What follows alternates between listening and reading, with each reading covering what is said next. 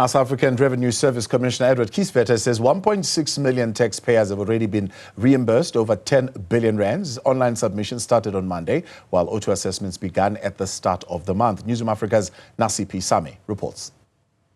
South African Revenue Service Commissioner Kieswetter says a number of milestones have already been reached as the tax filing season kicks off.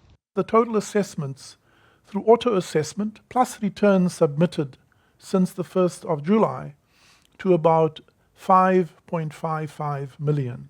5.5 million taxpayers have already been assessed either via our auto assessment offering as well as those who have e-filed, creating potential refunds of 17 billion rand. Of this, 10 billion rand have already been paid out.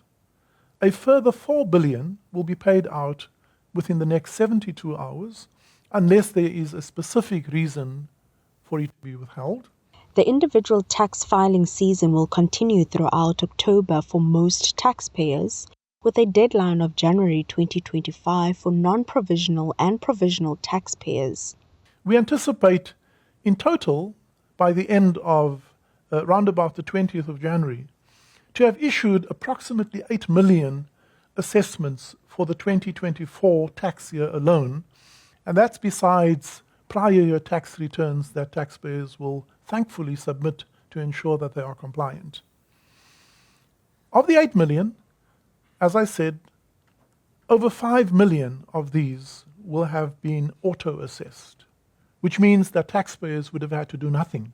We would have done the work for them. Over 16 million people have engaged with SARS digitally in the past 2 weeks. 100% of taxpayers who would have submitted their returns yesterday have already been assessed.